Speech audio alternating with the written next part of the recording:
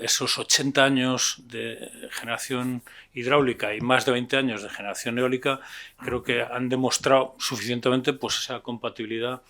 Hombre, siempre puede haber cosas que mejorar, siempre hay cosas que se pueden, en fin, en la mesa anterior, pues efectivamente, a pesar de que haya diálogo y tal, siempre hay cosas mejorables, sí, pero la experiencia es positiva, yo diría que aplastantemente sí, que es muy positiva y estamos contribuyendo pues a una reducción de las importaciones de combustibles fósiles, que desde muchos puntos de vista son muy negativos, y estamos fomentando pues esa energía autóctona que todo el mundo dice que es a la que hay que ir, renovable, sostenible, de proximidad, local, en fin, yo creo que con muchísimas ventajas para todos.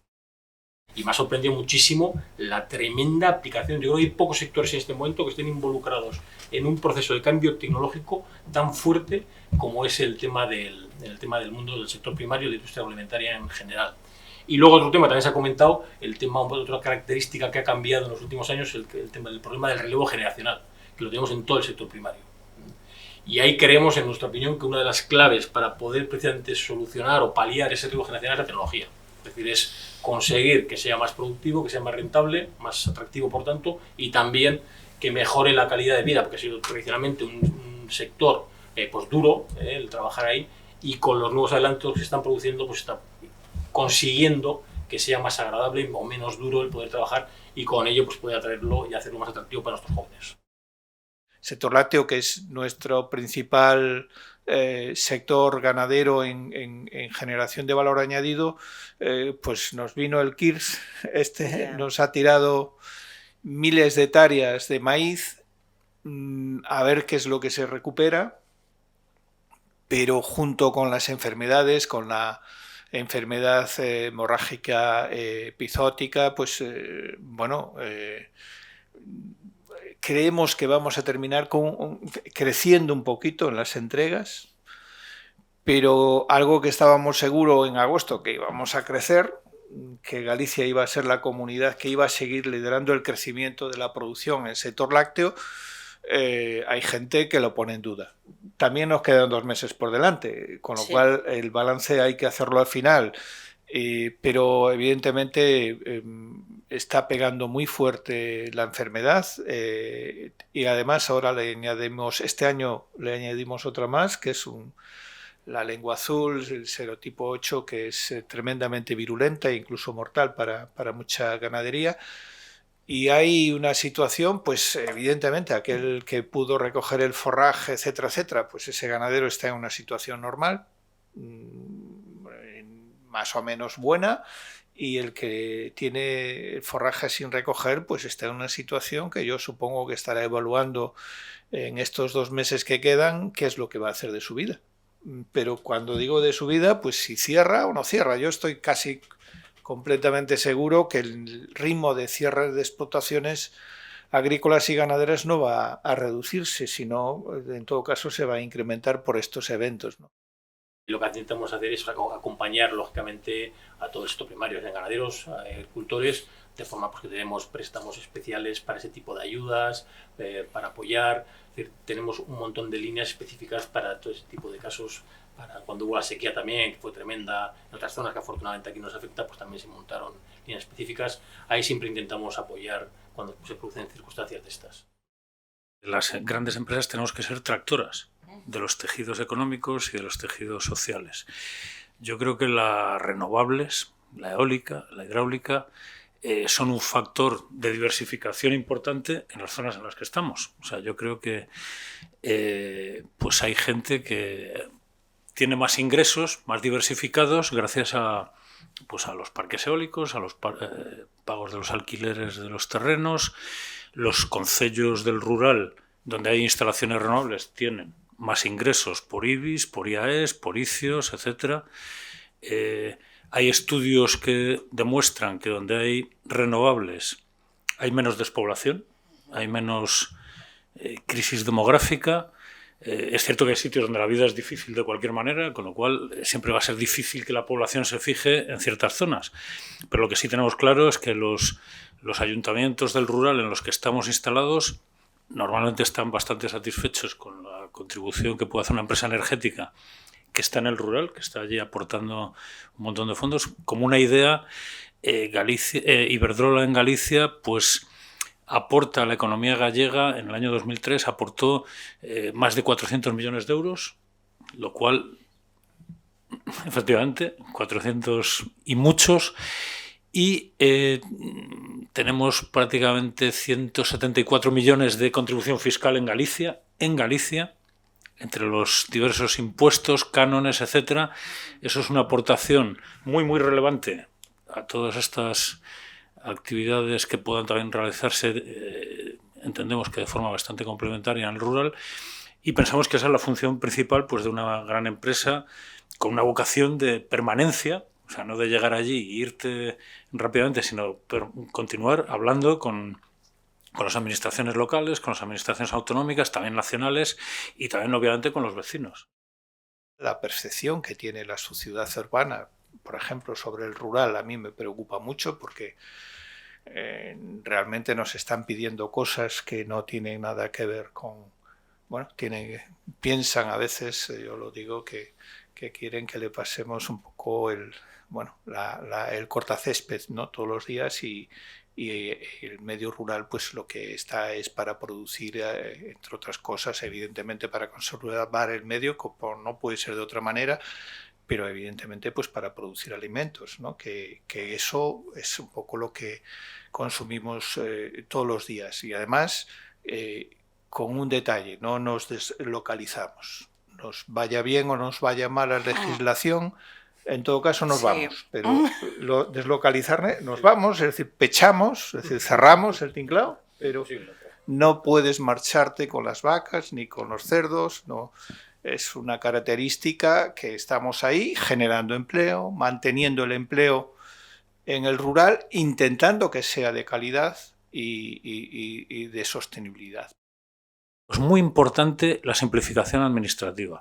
Creo que hablo en nombre de todos los que intentamos hacer proyectos industriales o proyectos energéticos o proyectos agrícolas o proyectos de cualquier tipo, si digo que el proceso autorizatorio tiene que ser mejorado, tiene que ser simplificado, tiene que ser facilitado, porque se convierte en un enorme cuello de botella para las inversiones. Entonces, esta estabilidad jurídica y esta simplificación administrativa y esta posibilidad de conseguir los permisos con todas las garantías, por supuesto, ambientales y de todo tipo, pero en plazos razonables, pues creo que es esencial. Hay una cuestión, simplemente ya para rematar, que a mí me pone los pelos de punta. Hace cuestión de ya 1 año y pico, 2 años, un grupo de periodistas especializados en temas de alimentación dijeron que en torno al nada menos que al 35% de las noticias que se publicaban en España sobre alimentación eran falsas. Pues nosotros vivimos en la falsedad de nuestro cliente, de nuestro consumidor. Eso es terrible. Eso es terrible. Sí, cuando, puedo contar muchas anécdotas en ese sentido. Recientemente he visto otro dato que me ha sorprendido a medias, ¿no? Pero a medias, ¿no? De nuestros socios y amigos de Irlanda. El 98% de las noticias que salían en Twitter, bueno, es una red un poco especial, el 98% sobre alimentación también estaban equivocadas o tenían muchos matices. Esto es en el entorno donde vivimos la cadena alimentaria y, por supuesto, el productor de alimentos, es decir, y genera pues mucha preocupación, mucho temor, y para mí es uno de los principales problemas que tenemos en el entorno rural para la producción agrícola y ganadera. En CaixaBank y especialmente en Agrobank, en el sector rural, pues tenemos una sensibilidad social muy alta, ¿no? Y tenemos muchas acciones y muchos programas que intentamos apoyar a estas zonas. Y hay una en concreto que es Tierra Oportunidades, que hacemos en asociación con los grupos de desarrollo locales, y me llama la atención porque hace 1 año uno de los que premiamos con dinero, con incentivo económico y luego una incubación para que desarrolle el programa, era un servicio de asesoramiento informático en una zona rural en una zona, creo, de Cantabria, me suena. Y entonces, bueno, pues realmente como ejemplo de que se pueden hacer cosas de las grandes empresas que realmente aportan realmente valor en los entornos rurales y que realmente ayudan a mantener la población y que la gente probablemente tenga una calidad de vida mayor ahí. A raíz de la guerra de Ucrania, es decir, hubo el riesgo de quedarse sin suministro energético. ¿Por qué? Porque el suministro en Galicia en un 80% es de combustibles fósiles que no tenemos en Galicia. Es decir, en Galicia no hay petróleo, no hay gas, y el 80% de la energía primaria de Galicia pues es combustibles fósiles importados hoy. Entonces, ¿qué hay que hacer? Pues hay que sustituir toda esa enorme proporción de combustibles fósiles que todavía tenemos aquí, en contra de lo que muchas veces se dice, que parece, no, nos sobra electricidad. Sí, sobra algo de electricidad renovable, pero nos falta sustituir prácticamente toda la energía que se consume en el transporte, que en este momento es la principal, calefacciones, industrias, etcétera, etcétera. Entonces hay una transición ecológica en marcha que para Galicia es favorable porque tenemos unos costes favorables en la generación eléctrica y que va a producir electricidad local, de proximidad, autóctona, renovable, barata y sostenible. Al mismo tiempo genera empleo en el rural. Al mismo tiempo es compatible con las actividades tradicionales, pues hay un diálogo continuo, hay unos procesos de evaluación de impacto ambiental en los cuales los afectados pueden alegar procesos muy largos, muy complejos, hay un montón de informes, etcétera. Esos problemas se van resolviendo pues, de manera bastante satisfactoria y yo diría que Galicia tiene que aprovechar esa ventaja. Hay un discurso, en el fondo, creo yo, de dualidad urbano-rural que sí que está presente. Nosotros, por lo menos, lo percibimos. Creo que es un discurso problemático. Creo que incluso llegó a la política. Tenemos que recordar aquí que pues, en Holanda pues, un partido ruralista pues tuvo una presencia muy importante en los resultados electorales en un determinado momento, y básicamente porque sí que sabemos que hay muchas cosas que en el sector primario por lo menos no se entienden, sobre todo por normativas y además por ese discurso, ¿no? Y eso pues evidentemente puede generar un ambiente no poco favorable. Bueno, si no me entienden a mí, pues yo ¿por qué voy a entender a otros? China, en contra de lo que la gente se cree, es el país que más está apostando por la transición ecológica y que más está bajando sus costes energéticos en este momento. Es decir, China tiene unos costes energéticos que descienden rápidamente y que le permiten competir. ¿Por qué? Porque está apostando muy fuerte por reducir las importaciones de combustibles fósiles. Los chinos hay cosas que harán que es mejor no copiar, pero hay cosas que sí se pueden copiar. Por ejemplo, pues esta aceleración de la transición para no depender de los combustibles. Yo veo bien absolutamente que se desarrolle el medio rural. Lo que no podemos tener es una Galicia de dos velocidades. Tenemos que tener una Galicia absolutamente integrada del entorno urbano con el entorno rural. Tiene que ser uno, o debería ser uno. No podríamos tener o no deberíamos tener dos marchas distintas con una misma sociedad, ¿no? Evidentemente, ¿cómo hacerlo? Pues yo entiendo que con mucho diálogo y con mucha paciencia, que eso son como se avanzan normalmente en estas cosas.